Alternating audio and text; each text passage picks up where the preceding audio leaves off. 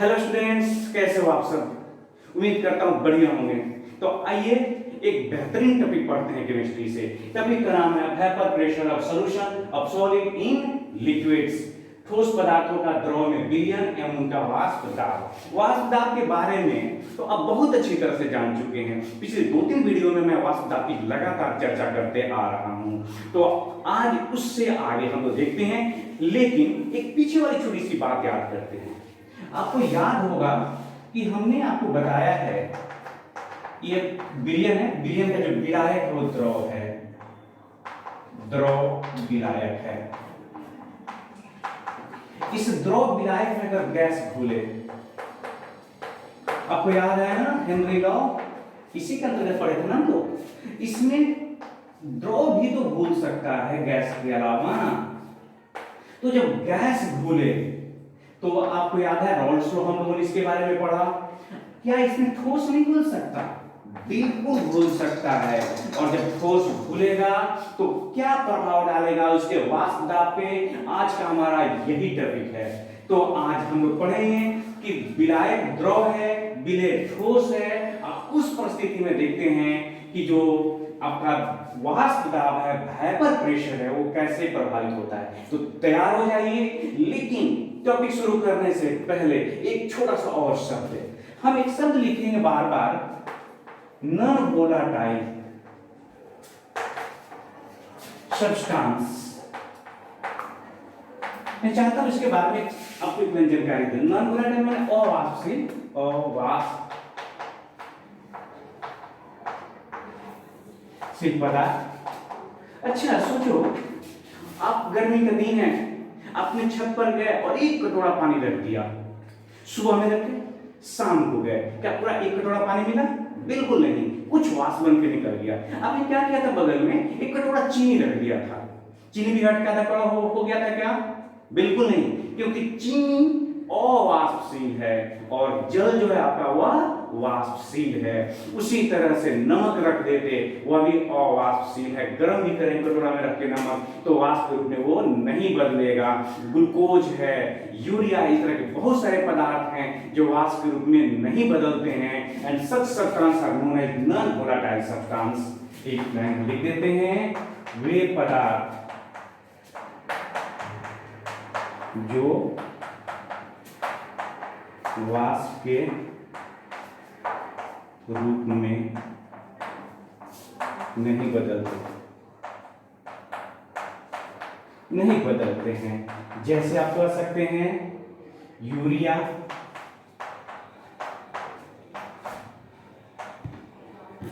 Glucose है आपका, नमक है, चीनी है, बहुत सारे पदार्थ हैं ETC। ये सब है नॉन वोलेटाइल सब्सटेंस। अब हमें नॉन वोलेटाइल सब्सटेंस की जरूरत है। तो इसके लिए क्या करते हैं हम लोग? देखिए, ध्यान दीजिए। अब आपने एक विलयन लिया, लेकिन अभी पहले ये शुद्ध विलायक लिया हमने, शुद्ध विलायक। और ध्यान रखिए विलायक कैसा है? तो वाष्पशील है।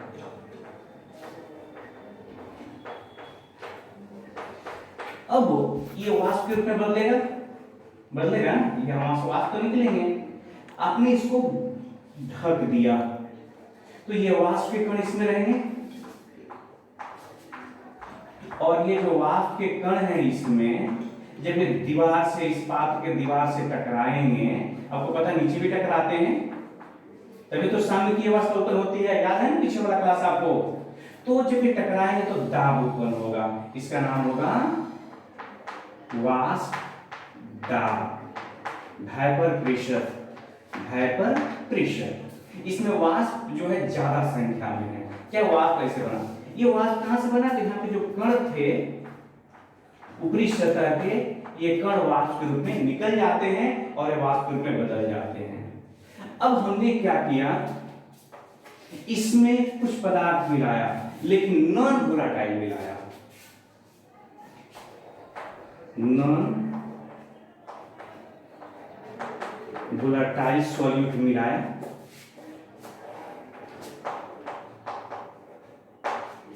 अब जब नॉन वोलेटाइल सॉल्यूट मिला रहे थे तो सॉल्यूशन हो गया।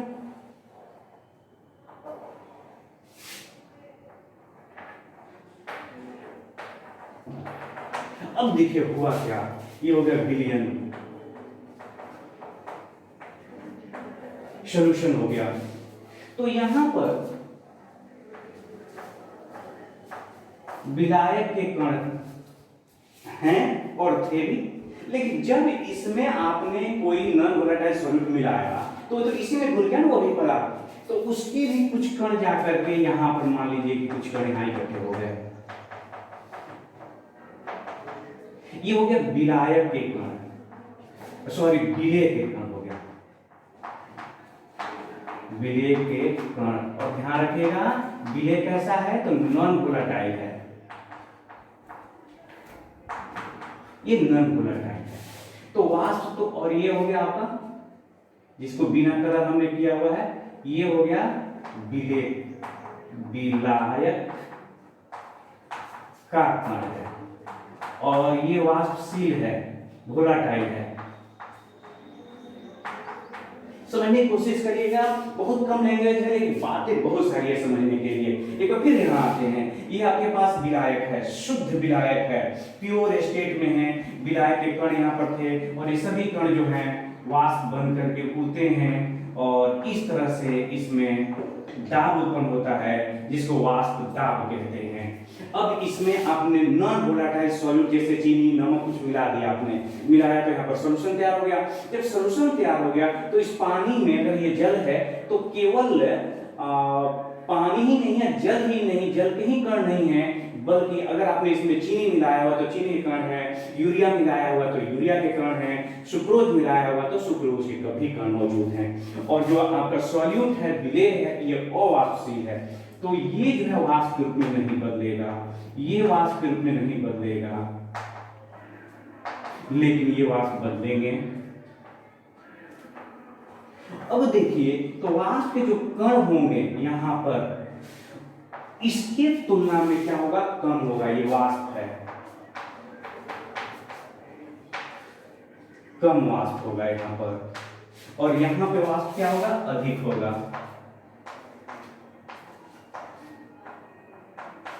ये अधिक वाष्प बनाएगा। तो जब वाष्प ज्यादा है और वाष्प कम है तो निश्चित रूप से इसका जो दाब होगा कम होगा। तो मान लेते हैं ये है शुद्ध है, माना शुद्ध विलायक का वाष्प दाब P नोट हो गया। आपने इसके बारे में मान लिया विलियन का वाष्प दाब,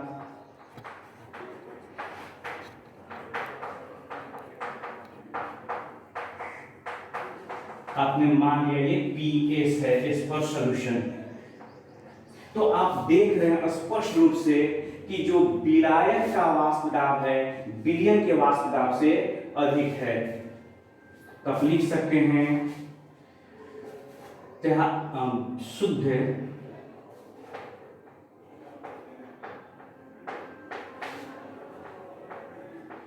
शुद्ध विलायक का वाष्प दाब विलियन से अधिक होता है। इसका मतलब हुआ कि P not is greater than PS। इसे आप नोट करिए, फिर और बहुत सारी बातें हैं जरूर लिखेंगे।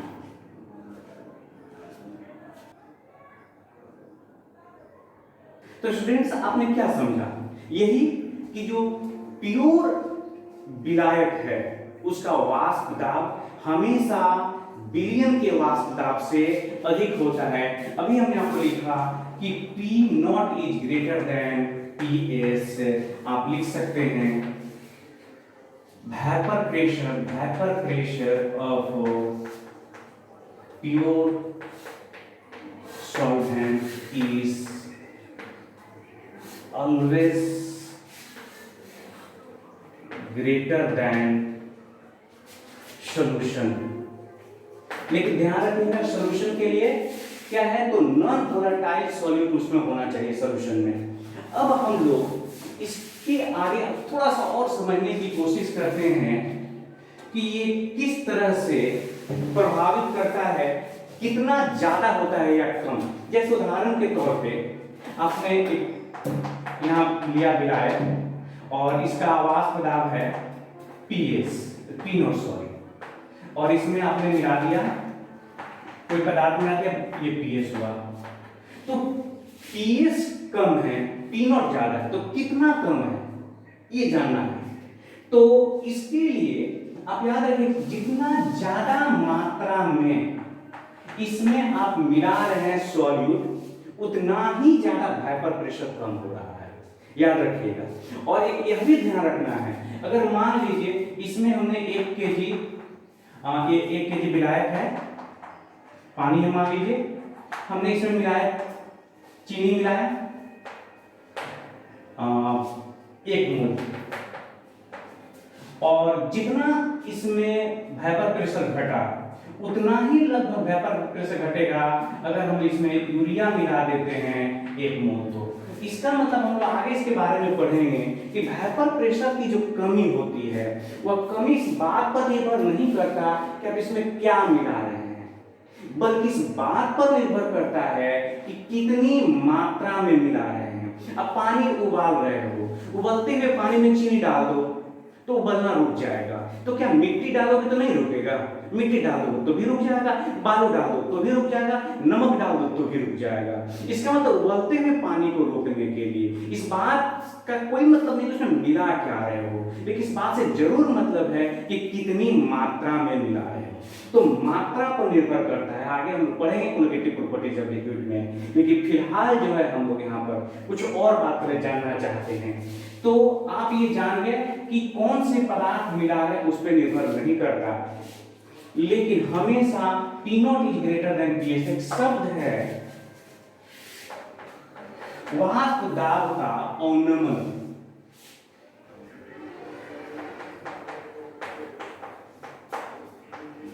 वाष्प का अवनमन, लोअरिंग ऑफ Vp, किस चीज को वाष्प दाब का अवनमन कहते हैं? तो P नॉट माइनस PS। याद रखिएगा इस शुद्ध विलायक, शुद्ध जो आपके पास सॉल्वेंट है उसके वेपर प्रेशर में से विलयन के वेपर प्रेशर को घटा लीजिए, जो राशि आएगा उसका नाम है वाष्प दाब का अवनमन। एक और शब्द का प्रयोग करते हैं हम लोग, वाष्प दाब का आपेक्षिक अवनमन। आगे इसकी जरूरत पड़ेगी, वाष्प दाब का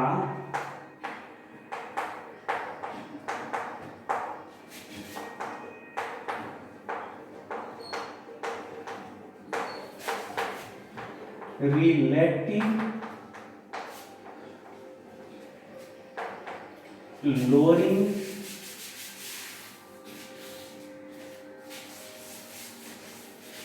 ऑफ वेपर प्रेशर। ये क्या चीज है relative lowering of vapour pressure?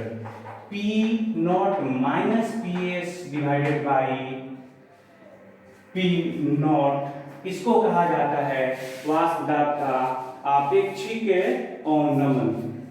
अब देखिए हम लोग तो ये जानना चाहते हैं कि जो वाष्प दाब का अवनमन है वो कितना होता है। तो इसके बारे में राउल्ट ने ही एक रूल दिया और बड़ा सिंपल सा रूल है। रूल ये है कि वाष्प दाब का जो अवनमन होता है वो इस बात पर निर्भर करता है कि विलयन में आपने जो विलेय मिलाया हुआ है वो कितना मिलाया है। ज्यादा मिलाया तो वाष्प दाब का अवनमन ज्यादा होगा, कम मिलाया है तो वाष्प दाब का अवनमन कम होगा। तो हम लोग यहाँ पर एक और छोटा सा बात समझने की कोशिश करते हैं। ये विलयन है और विलयन, तो विलयन का जो मोल है मान लेते हैं हम लोग, विलयन का बिलियन हो गया, इसमें बिले बराबर हो गया मान लीजिए N1 मोल, और जो विलायक विलायक मान लेते हैं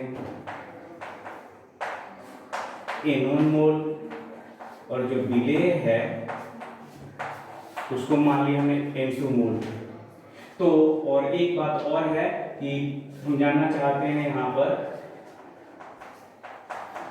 विलायक का मोल अंश मान लीजिए Chi1 है। ध्यान दीजिए हमने क्या माना, ये बिलियन है, बिलियन में विलायक जो है वो N1 मोल है, N1 mole,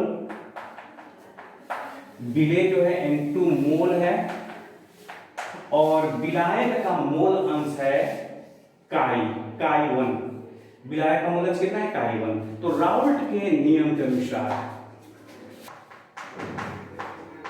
according to Raoult's law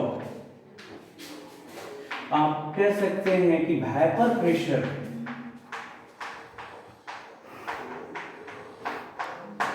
of solution is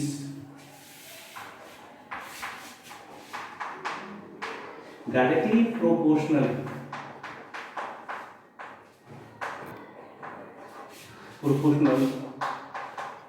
to the mole fraction of solvent in solution। अगर इसको हम लोग हिंदी में लिखे तो लिख सकते हैं वेपर प्रेशर ऑफ सॉल्यूशन, विलयन का वाष्प दाब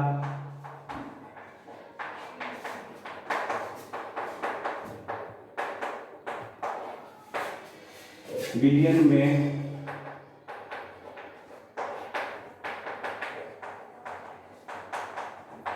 विलायक के मोल अंश के समानुपाती होता है। ध्यान दीजिएगा स्टूडेंट्स, राउल्ट कहते हैं इसके बारे में कि कितनी कमी आएगी। तो वेपर प्रेशर ऑफ सॉल्यूशन जो होगा वो डायरेक्टली प्रोपोर्शनल होगा mole fraction of solvent in solution. जो आपके पास जो विलायक है उस विलायक के मोल अंश के समानुपाती होगा। तो अगर इसको हम मैथ की भाषा में लिखें, मैथमेटिकली,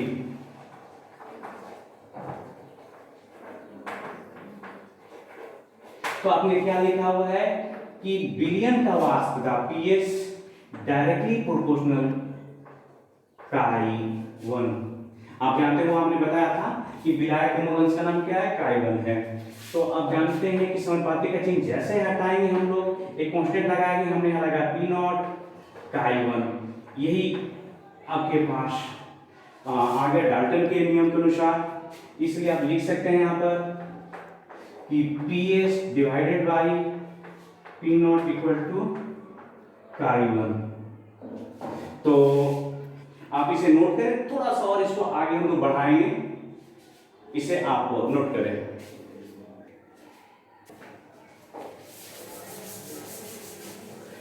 अब देखिए आपने क्या लिखा, तो चूंकि PS divided by P0 equal to Chi1। अब हम लोग ऐसा करते हैं कि जो काई है, आपको मैंने मोल अंश के बारे में जब पढ़ाया था तो याद करिए कि आपके पास एक विलयन है, इस विलयन में जो विलायक है N1 मोल, विलेय कितना है, यह है N2 मोल। तो हम विलायक का मोल चाहते हैं, इसलिए विलायक का मोल अंश याद है ना आपको, जिसका निकालना रहता है उसका मोल ऊपर बटा, कंफर्म याद है। तो हमने क्या किया, यहाँ पर लिख दिया PS और इसी विलायक के मोल अंश को आपने क्या लिखा हुआ है, Chi1 PS P नॉट और N2 divide by N1 plus N2, sorry विलायक का निकालना है ना, तो N1 होगा, गलती से लिखा गया था, आप इसे ठीक कर लेंगे। तो इस तरह से हो गया। अब देखिए दोनों तरफ से हम लोग एक से घटा लेते हैं, एक में से दोनों को घटाने पर एक में से घटा लीजिए, तो 1 minus PS P not 1 minus N1 N2। अब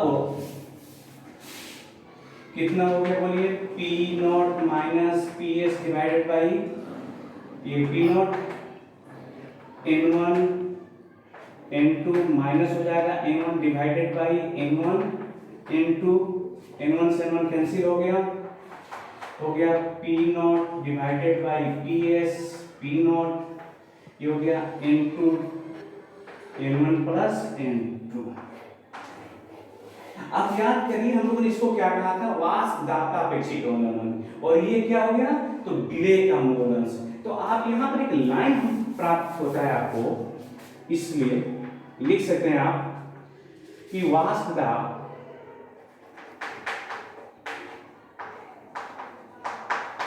का आपेक्षिक अवनमन, वाष्पदाब का आपेक्षिक अवनमन विलेय के मूल अंश के बराबर होता है।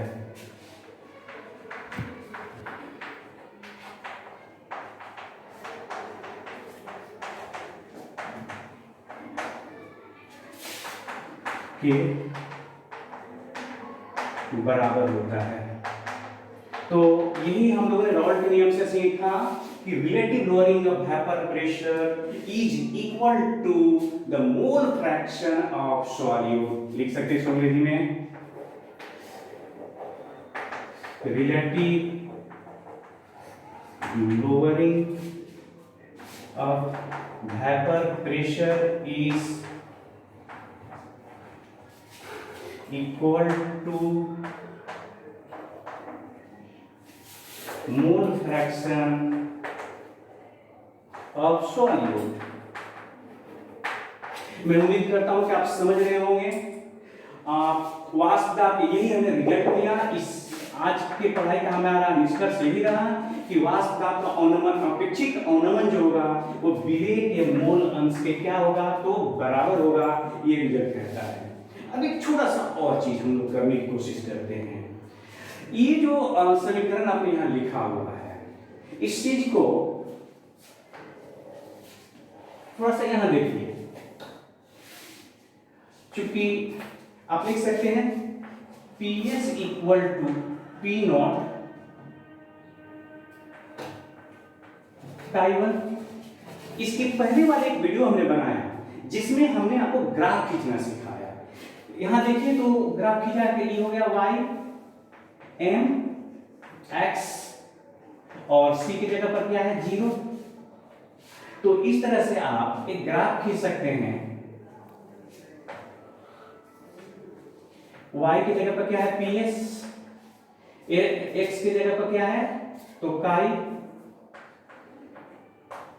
Chi1 है और c शून्य हो गया, तो tan theta equal to P nought. कितना सिंपल है। इसलिए आप जरूर निश्चित रूप से ग्राफ वाला जो छोटा सा वीडियो था आप जरूर देखेंगे कि कैसे अगर आप स्ट्रेट लाइन का कोई समीकरण हो स्ट्रेट लाइन पे आधारित तो कितनी आसानी से उसको हम लोग ग्राफ के रूप में व्यक्त कर सकते हैं। तो उम्मीद करता हूं कि आज का वीडियो आपको समझ में आया होगा।